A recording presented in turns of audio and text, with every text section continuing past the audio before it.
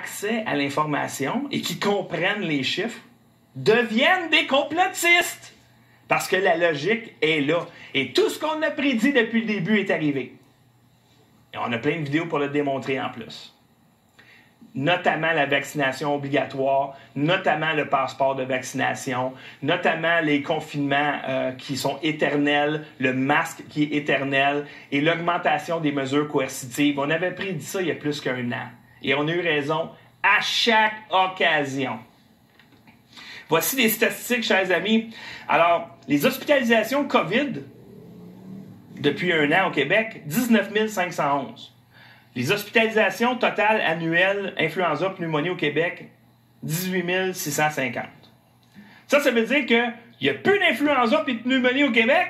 Ça a été remplacé par le COVID. Et là, on dit, on veut sauver le système de santé. Il n'y a pas de système de santé à sauver. Le chiffre de 18 650 que vous voyez, là, c'est 0 cette année. Ça a été juste remplacé.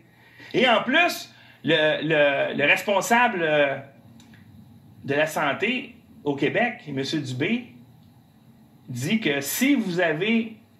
En fait, c'est Arruda qui a dit ça. Horacio Arruda. Si vous avez des symptômes de la grippe, c'est probablement du COVID-19. Je ne sais pas si ça représente une pratique de la médecine illégale, parce que tu dis, je t'ai pas vu dans mon bureau, mais si tu as des symptômes qui s'apparentent à ceux de la grippe, c'est probablement du COVID-19. Non.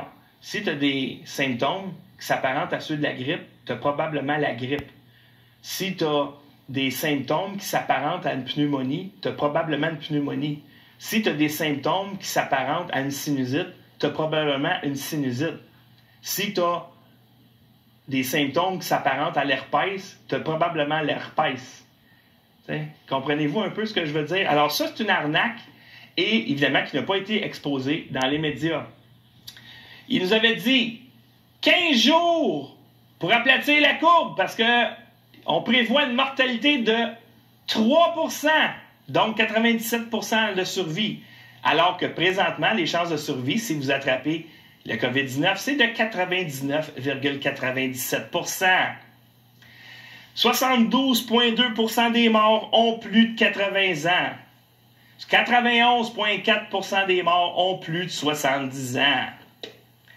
Le nombre de décès attribués à la COVID depuis 13 mois chez les moins de 70 ans, sans condition préexistante, 92. Wow! Et le nombre d'enfants qui sont décédés de la COVID-19, en présumé COVID-19, de 0 à 9 ans, 0%. 10 à 19 ans, 0%. 20 à 29 ans, 0%. 30 à 39 ans, 0%. Et en plus, le 2/3 des personnes infectées sont asymptomatiques. Ça veut dire qu'ils ne sont même pas malades. Évidemment, ce qu'on lit ici, c'est que le 2/3 des personnes infectées sont des faux positifs, forcément. Si c'est la pire maladie de l'univers, c'est forcément des faux positifs. Alors, devant tous ces chiffres-là, tu viens me dire à moi qu'il y a 91% des gens qui sont décédés du COVID qui ont plus de 70 ans. Tu as 97% des gens qui sont décédés du COVID qui avaient des conditions préexistantes. Qu'il n'y a personne entre 0 et 40 ans qui est mort du COVID-19 ou proche zéro. Que si jamais j'attrape le COVID-19, j'ai 2 chances sur 3 de ne pas être malade. Puis tu vas me forcer un vaccin. Il y a quelque chose qui ne marche pas dans ton cerveau. Il y a quoi qui ne marche pas dans ta tête? Tu es malade, là. Parce que les chances pour que j'attrape le COVID sont à peu près nulles. Parce qu'il n'y en a pas. C'est de l'influenza et des pneumonies. Tous les chiffres le démontrent. Puis je ne mourrai pas de l'influenza ou de la pneumonie. Puis mes enfants non plus. Puis si mon enfant attrape la grippe ou une pneumonie, on ne va pas voir grand-papa et grand-maman. On n'est pas cave. Je sais que vous pensez qu'on est des imbéciles, mais on ne l'est pas. C'est comme ça que ça fonctionne. C'est comme ça que ça fonctionnait l'année passée. Puis il y a 5 ans, puis il y a 10 ans, puis il y a 20 ans. Ça a tout le temps fonctionné comme ça. Et les journalistes, vous voulez que je vous donne une entrevue, alors que vous mentez à la population et que la population souffre, les suicides 10 fois plus que d'habitude, tous les problèmes que les gens ont dans les maisons, le désespoir, etc. Puis là, vous allez donner le go à la DPJ pour qu'ils aillent chercher vos enfants chez vous pour les forcer à se faire vacciner avec un vaccin qui, en fait, un traitement ARN, un traitement d'ADN qui est expérimental. En passant, je ne sais pas, là, mais le code Nuremberg, qui n'est pas controversé, ça c'est le code après la Deuxième Guerre mondiale, n'est pas controversé. Et dit ceci: le consentement volontaire du sujet humain est absolument essentiel. Cela veut dire que la personne intéressée doit jouir de capacités légales totales pour consentir, qu'elle doit être laissée libre de décider sans intervention de quelque élément de force, de fraude, de contrainte, de supercherie, de duperie ou d'autres formes de contrainte ou de coercition. Vous n'avez pas le droit de faire ce que vous faites là. Si la Charte des droits et libertés n'existe plus, sachez qu'elle est le fondement de la liberté, de la justice et de la paix.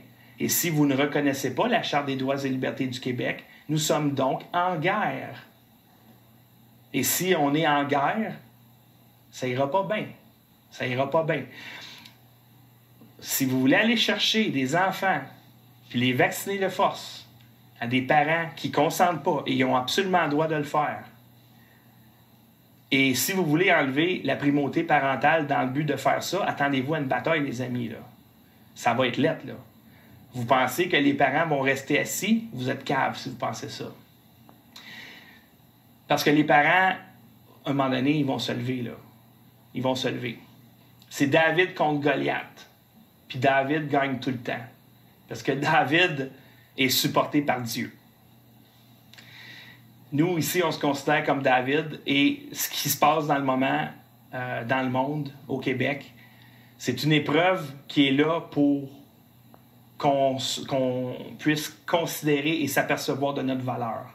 À quel point nous sommes grands, nous sommes forts. Restez pas assis, les amis, là. Restez pas assis. Le 1er mai, ça va être un bon test. J'espère qu'on va devenir ingérable parce que le gouvernement est hors de contrôle. Les médias sont hors de contrôle. En fait, les médias sont contrôlés par l'État qui est hors de contrôle. Merci beaucoup. Je viens de recevoir un don.